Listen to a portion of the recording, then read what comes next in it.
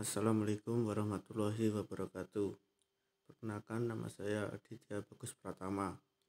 NIM 200507540012. Saya akan mempresentasikan PPT saya yang berjudul Electrical Safety System and Device.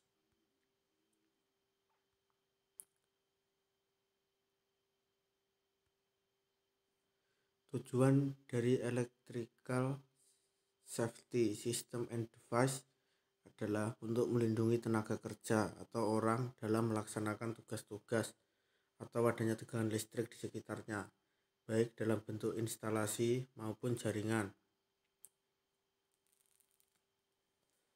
Listrik memiliki dua bahaya, bahaya termal dan bahaya sengatan listrik.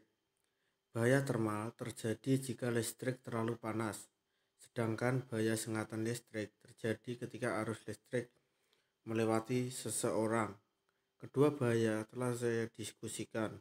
Di sini saya akan berkonsentrasi pada sistem dan perangkat yang mencegah bahaya listrik. Seperti pada gambar yang pertama. Skema rangkaian AC sederhana dengan sumber tegangan dan alat tunggal yang diwakili oleh resisten R. Tidak ada fitur keselamatan pada rangkaian ini. Dan yang kedua adalah sistem 3 kabel yang menghubungkan kabel netral ke bumi di sumber tegangan dan lokasi pengguna, memaksanya berada pada 0 volt dan memasok jalur balik alternatif untuk arus melalui bumi. Kasus peranti juga diardekan ke 0 volt. Pemutus sirkuit atau sekring melindungi dari beban berlebih thermal dan dipasang secara seri pada kabel aktif, hidup atau panas. Perhatikan bahwa warna isolasi kawat bervariasi menurut wilayah dan penting untuk memeriksanya secara lokal untuk menentukan kode warna mana yang digunakan dan bahkan jika diikuti dalam pemasangan tertentu. Gambar yang ketiga adalah steker 3 cabang standar. Hanya dapat dimasukkan dengan satu cara untuk memastikan fungsi yang benar dari sistem 3 kabel. Catatan tentang pengkodean warna isolasi. Plastik isolasi diberi kode warna untuk mengidentifikasi kabel hidup atau panas, thermal, dan ground. Tetapi kode ini bervariasi di seluruh dunia. Kabel hidup atau panas mungkin berwarna coklat, merah, hitam, biru, atau abu-abu. Kabel netral mungkin berwarna biru, hitam, atau putih karena warna yang sama dapat digunakan untuk siaran langsung atau panas atau thermal di berbagai belahan dunia. Penting untuk menentukan kode warna di wilayah Anda. Satu-satunya pengecualian adalah kabel ARDE atau ARDE yang seringkali berwarna hijau, tetapi mungkin kuning atau hanya kabel telanjang. Lapisan bergaris terkadang digunakan untuk kepentingan mereka yang buta warna.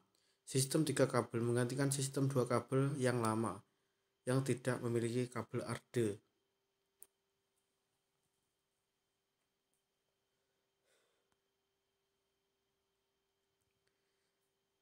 Selanjutnya, gambar yang kelima.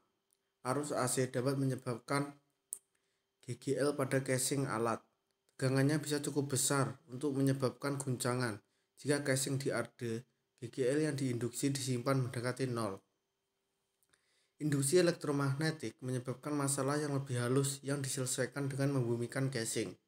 Arus AC dalam peralatan dapat menyebabkan GGL pada casing. Jika di ground, tegangan case dijaga mendekati 0. Tetapi jika case tidak di ground, kejutan dapat terjadi seperti yang digambarkan pada gambar 5. Arus yang digerakkan oleh case GGL yang diinduksikan disebut arus bocor. Meskipun arus tidak selalu lewat dari resistor untuk kasus ini. Gambar yang keenam. Pengganggu gangguan ARDE atau GFI membandingkan arus pada kabel hidup atau panas dan netral dan akan trip jika perbedaannya melebihi nilai aman. Arus bocor di sini mengikuti jalur bahaya yang dapat dicegah dengan kabel ARDE atau ARDE yang utuh. Ground Fault Interrupter atau GFI adalah perangkat pengaman yang terdapat di kabel dapur dan kamar mandi yang diperbarui, yang bekerja berdasarkan induksi elektromagnetik. GFI membandingkan arus pada kabel hidup, panas, dan netral. Ketika arus hidup atau panas dan netral tidak sama, hampir selalu karena arus di netral lebih kecil daripada kabel hidup atau panas. Kemudian sebagian arus lagi-lagi disebut arus bocor, dikembalikan ke sumber tegangan melalui jalur selain melalui kabel netral. Diasumsikan bahwa jalur ini menimbulkan bahaya seperti yang ditunjukkan pada gambar 6. GFI biasanya diatur untuk memutus rangkaian jika arus bocor lebih dari 5 mA. Kejutan tak berbahaya maksimum yang diterima meskipun arus bocor mengalir dengan aman ke arde atau arde melalui kabel arde atau arde yang utuh. GFI akan trip memaksa perbaikan kebocoran.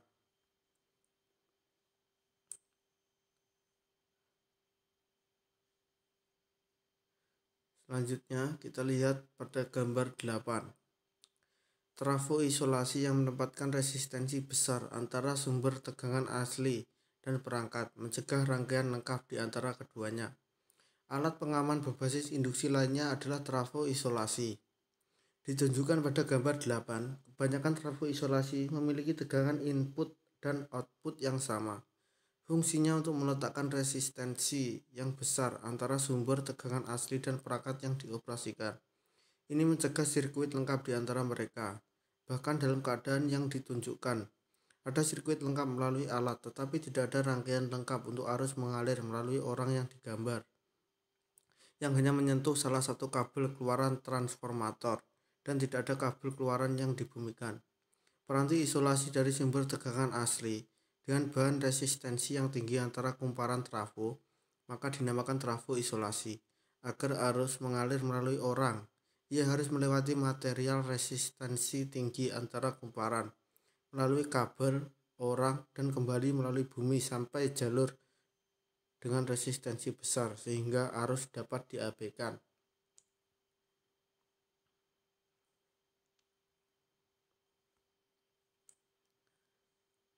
Dasar-dasar keselamatan listrik yang disajikan di sini membantu mencegah banyak bahaya kelistrikan. Keamanan listrik dapat diupayakan lebih dalam, misalnya ada masalah yang terkait dengan koneksi arde atau arde yang berbeda untuk peralatan di sekitarnya. Banyak contoh lain ditemukan di rumah sakit. Pasien yang peka terhadap kejutan mikro misalnya memerlukan perlindungan khusus untuk orang-orang ini. Arus rendah 0,1 mA dapat menyebabkan fibrillasi vertikal. Sekian presentasi dari saya. Bila ada kurangnya mohon maaf. Wassalamualaikum warahmatullahi wabarakatuh.